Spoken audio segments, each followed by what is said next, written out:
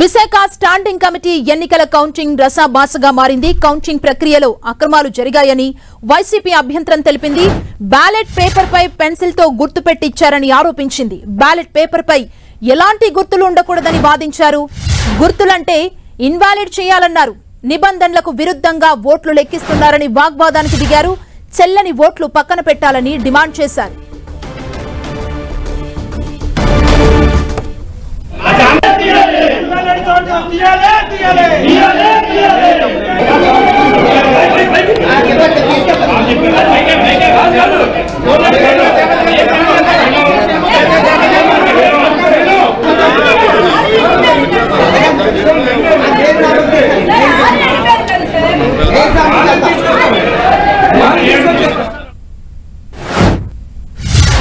ఇక కౌంటింగ్ ప్రక్రియలో అక్రమాలు జరిగాయంటూ వైసీపీ ఆరోపణలు చేస్తుంది.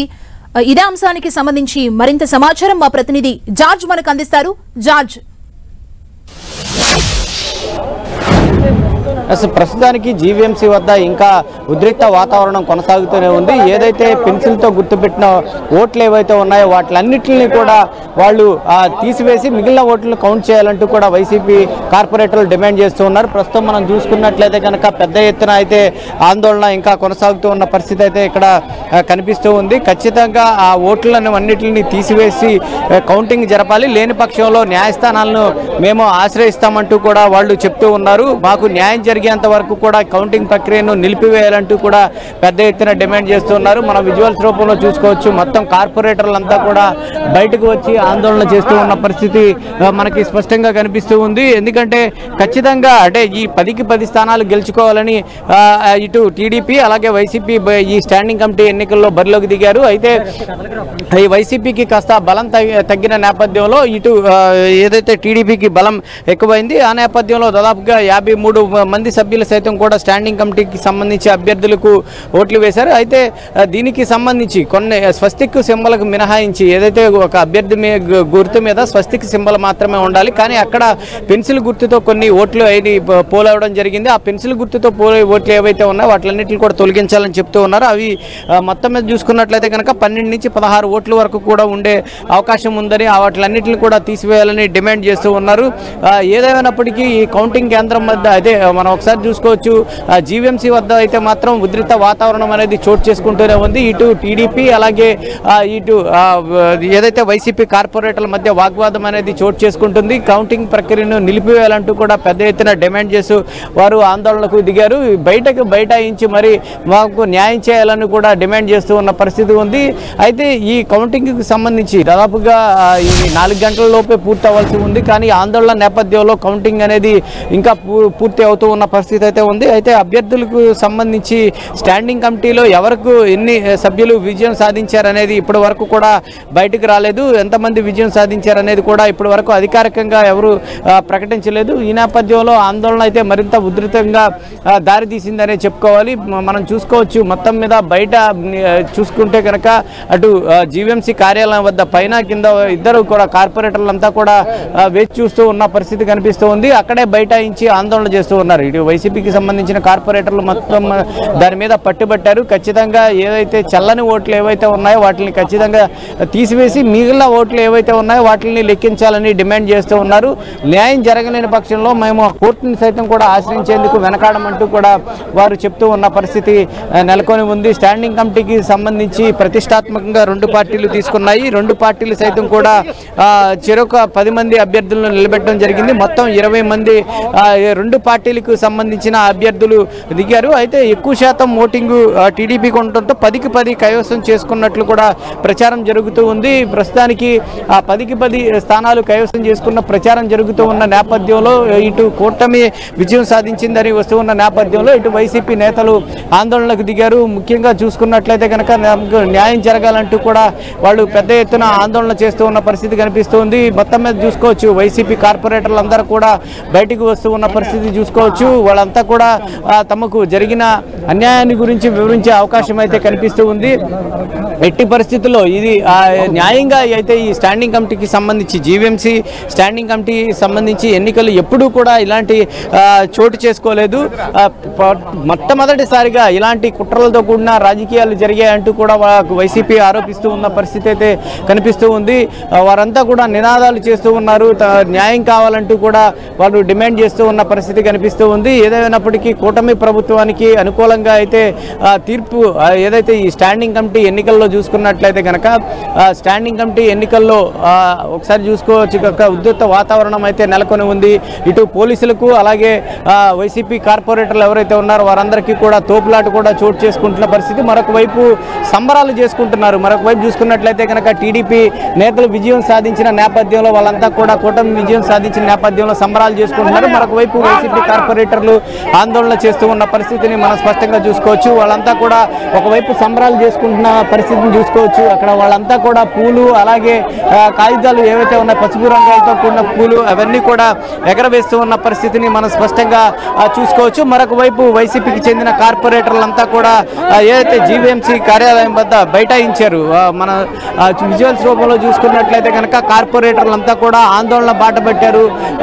ఈ అన్యాయంగా ఎన్నికలు జరిగాయి, ఏదైతే పెన్సిల్ గుర్తుతో కొంతమందికి దొంగ ఓట్లు వేసినప్పటికీ కూడా ఆ వాటిలన్నింటినీ కూడా లెక్కించారు అనేది వాళ్ళు ప్రధానంగా ఆరోపిస్తూ ఉన్నారు. తమకు న్యాయం జరగాలి అన్నట్టు కూడా డిమాండ్ చేస్తూ ఉన్నారు. ఇది చూసుకోవచ్చు. అక్కడ ఒకవైపు ఏదైతే జీవీఎంసీ కార్యాలయం వద్ద చూసుకున్నట్లయితే కనుక ఒకవైపు టీడీపీకి చెందిన నేతలంతా కూడా సంబరాలు చేసుకుంటుంటే మరొక వైపు వైసీపీకి చెందిన నేతలంతా కూడా ఆందోళన పెట్టారు. మొత్తం మీద స్టాండింగ్ కమిటీ ఎన్నికల్లో కూటమి ప్రభుత్వం విజయం సాధించిందని చెప్పుకోవాలి. దాదాపుగా ఇప్పటి వరకు కూడా 3 సార్లు స్టాండింగ్ కమిటీ ఎన్నికలు జరిగితే వైసీపీ వాటిని స్టాండింగ్ కమిటీ ఎన్నికల్లో విజయం సాధిస్తూ వచ్చింది. ఈసారి ఎట్టి పరిస్థితుల్లో 10కి 10 స్థానాలు కైవసం చేసుకోవాలని కూటమి భావించింది. అనుకున్నట్టుగానే కూటమి ఈ 10కి 10 స్థానాలు కైవసం చేసుకుంది. మొత్తం మీద 10కి 10 స్థానాలు కైవసం చేసుకోవడంతో జీవీఎంసీ కార్యాలయం వద్దే వాళ్ళంతా కూడా సంబరాలు చేసుకుంటున్నారు. మరొక వైపు ఈ ఓట్ల లెక్కింపులో అవకతవకలు జరిగాయంటూ కూడా ఇటు వైసీపీకి చెందిన కార్పొరేటర్లంతా కూడా మాకు న్యాయం జరగాలంటూ కూడా ఇక్కడ జీవీఎంసీ కార్యాలయం గేటు వద్ద బైఠాయించారు. తమకు న్యాయం చేయాలంటూ కూడా వాళ్ళు ఆందోళన చేస్తూ ఉన్న పరిస్థితి చూసుకోవచ్చు. ఒకవైపు వారి టీడీపీకి చూసుకున్నట్లయితే ఖచ్చితంగా ఈసారి విజయం సాధించాలంటూ కూడా వాళ్ళంతా కూడా క్యాంపు ఏదైతే కార్పొరేటర్లు వారి యొక్క బలం ఏదైతే ఉందో బలం ఉన్న కార్పొరేటర్లందరినీ కూడా ఒక హోటల్లోని రిసార్ట్స్కి తీసుకెళ్లారు. ఎవరు కూడా కార్పొరేటర్లు ఎవరు కూడా జారిపోకోకుండా ఉండేందుకు వారికి ఒక ప్రత్యేక బస్సులో వాళ్ళందరినీ తీసుకొచ్చి ఓటింగ్ ప్రక్రియ జరిగేలాగా చేశారు. అయితే ఎట్టి పరిస్థితుల్లో ఈసారి కైవసం చేసుకోవాలని మొదటి నుంచి కూడా భావించిన కూటమి కొంతమంది వైసీపీ కార్పొరేటర్లు కూడా సైతం టీడీపీలోకి జాయిన్ చేసుకుంది. మరికొంతమంది జనసేనలో కూడా జాయిన్ అవ్వడం జరిగింది. మొత్తం మీద క్రమంగా అంటే ఒక్కసారిగా క్రమంగా బలం పెరిగిన నేపథ్యంలో కూటమి ప్రభుత్వం మొత్తం 10కి 10 స్థానాలను కైవసం చేసుకుంది. మొత్తం చూసుకున్నట్లయితే కనుక వైసీపీకి చెందిన కార్పొరేటర్లంతా కూడా బయటకు వస్తూ ఉన్నారు. తమ యొక్క ఆవేదనను సైతం కూడా వ్యక్తం చేస్తున్నారు. ఏం జరిగింది సార్? ఈరోజు జీవీఎంసీ స్టాండింగ్ కమిటీ ఎన్నికలలో దుర్మార్గమైన చర్యలు ఈ యొక్క జీవీఎంసీ కమిషనర్ గారు దాదాపు 14 ఓట్లు సుమారు ఓట్లు ఇన్వాలిడ్ ఓట్లని కౌంటింగ్ లో పెట్టడం జరిగింది. అలాగే ఇంకా 4th రౌండ్ తీసుకోకముందే 3 రౌండ్లలోనే ముగింపించి విజయాన్ని అవతల వాళ్ళకి ఇచ్చారు. ఇది ప్రజాస్వామ్యంలో దుర్మార్గమైన చర్య. ఈ చర్యని వైఎస్ఆర్ కాంగ్రెస్ పార్టీ కార్పొరేటర్లు అందరం కూడా ఖండించడం జరుగుతుంది. ఇది దీనికి అందరికీ తెలిసిందే. ఏదైతే కౌన్సిలర్కి ఏదైతే ఓటింగ్ ప్రక్రియ జరుగుతున్న దగ్గరికి ఓ పెన్ను కానీ ఓ పెన్సిల్ కానీ ఏ విధమైన వస్తువులు కూడా తీసుకెళ్ళకూడదు. అలాంటిది దాదాపు 14 మంది కార్పొరేటర్లు ఒక కలర్ పెన్సిల్తో ఆ ఓట్లు వేయడం జరిగింది. మరి ఈ ఓట్లు చెల్లుబాటు కానివి అవి కూడా కౌంటింగ్ లో పెట్టి ఏదైతే కూటమి ప్రభుత్వం ఉందో కూటమి ప్రభుత్వం పెద్దలకి తలొక్కి ఈ యొక్క దుర్మార్గమైన చర్యని ప్రజాస్వామ్యాన్ని కూని చేసే విధంగా ఈరోజు వైఎస్ఆర్ కాంగ్రెస్ పార్టీ ఈ విషయాన్ని తీవ్రంగా ఖండిస్తుంది.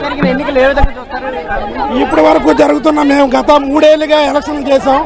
ఎప్పుడు ఇలాంటి అవకతవకలు జరగకుండా చేస్తే ఈ కూటమి ప్రభుత్వం వచ్చిన తర్వాత ఓటమిని అంగీకరిస్తారని నిన్నటి నుంచి కూడా క్యాంపు రాజకీయాలు చేయడం అయితే జరిగింది.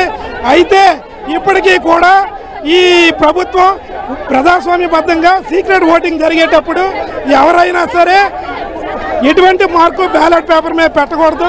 అయినా సరే 14 మందిని బ్యాలెట్ పేపర్ మీద పెట్టి యొక్క కౌన్సిల్ సభ్యుల్ని అవమానించి ఈ తాలూకా ఎవరైతే మన 14 మంది వెళ్ళిపోయారో వాళ్ళందరినీ కూడా ఈ ప్రభుత్వం వాళ్ళు గుర్తించి వాళ్ళని ఐడెంటిఫై చేసి మాకు వైఎస్ఆర్ పార్టీకి అనుకూలంగా ఓటేసే వాళ్ళని దూరం చేశారని చెప్పేసి ఈ స్టాండింగ్ రద్దు చేయాలని చెప్పేసి మేము కోరుకుంటున్నాం.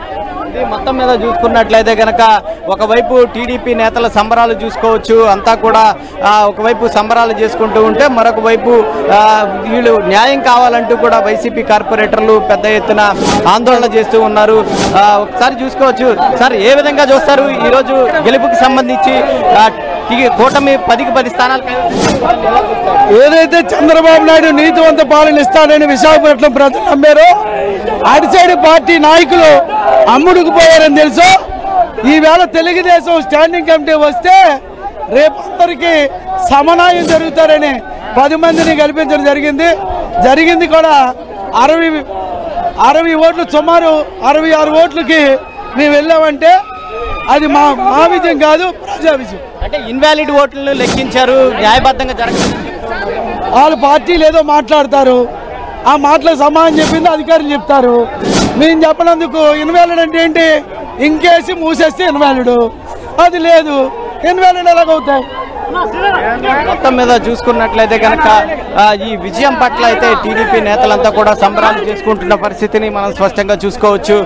ఒకవైపు టీడీపీకి సంబంధించిన నేతలంతా కూడా మొదటి నుంచి ఏదైతే మేము విజయం సాధిస్తామని చెప్పామో ఆ విధంగానే విజయం సాధిస్తామని చెప్పారు. మరొక వైపు చూసుకున్నట్లయితే కనుక టీడీపీ నేతలంతా కూడా చూసుకున్నట్లయితే కనుక ఆందోళన వ్యక్తం చేస్తూ ఉన్న పరిస్థితి కనిపిస్తుంది. ఇన్వాలిడ్ ఓట్లన్నింటినీ కూడా వాళ్ళు లెక్కించారు, మాకు న్యాయం జరగలేదు అంటూ కూడా వాళ్ళు ఆవేదన వ్యక్తం చేస్తూ ఉన్నారు. ఒకవైపు సంబరాలు జరుగుతుంటే మరొక వైపు చూసుకున్నట్లయితే కనుక ఆందోళన జరుగుతూ ఉంది. ఒకసారి స్టాండింగ్ కమిటీగా ఎన్నికైన అభ్యర్థులు ఇప్పుడిప్పుడే వస్తూ ఉన్నారు. వాళ్ళందరినీ కూడా భుజాల మీద తీసుకువస్తూ ఉన్న పరిస్థితి కనిపిస్తుంది. మనతో మాట్లాడేందుకు ఈ స్టాండింగ్ కమిటీ ఎన్నికల విజయం సాధించిన విల్లూరి భాస్కర్ రావు గారు వారిని నిలదీసుకున్నారు. సార్, విజయం సాధించారు.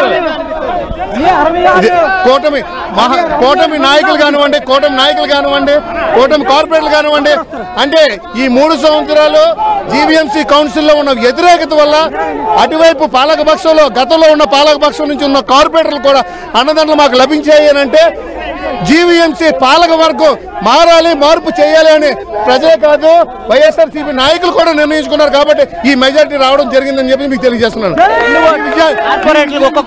సహచార కార్పొరేటర్లు ఈ విజయాన్ని ఇచ్చిన సహచార కార్పొరేటర్లు అందరికీ కూడా పేరు పేరున ధన్యవాదాలు చేసిన ప్రతి ఒక్కరికి కూడా పాదాభివందనలు తెలియజేస్తున్నాను. ఎన్ని ఓట్లు పోలేని సార్? 66 పోలేని 96 ఓట్లు అయితే 66 ఓట్లతో అత్యధిక టాప్ మెజారిటీతో నేను కైవసం చేసుకోవడం జరిగింది. ఈ గెలుపు నా సహచార కార్పొరేటర్లు అందరికీ పాదాలకి అంకితం అని చెప్పి మీకు తెలియజేసుకుంటున్నానండి.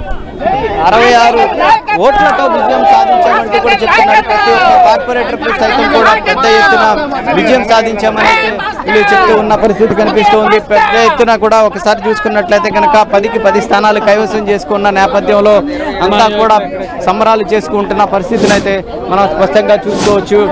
మొత్తం మీద చూసుకున్నట్లయితే కనుక జీవీఎంసీకి సంబంధించి మొత్తం అంతా కూడా అంటే కార్పొరేటర్లు అయితేనేమి కానీ అంతా కూడా పెద్ద ఎత్తున విజయం సాధించారు. అంతా కూడా అభినందనలు తెలుపుతూ ఉన్న పరిస్థితిని మనం స్పష్టంగా చూసుకోవచ్చు. మొత్తం మీద ఒకవైపు ఆందోళనలు, మరొక వైపు సంబరాల మధ్య జీవీఎంసీ ఇక్కడ చూసుకున్నట్లయితే కనుక జీవీఎంసీ వద్ద ఒక ఉద్రిక్త వాతావరణమే నెలకొందని చెప్పుకోవచ్చు.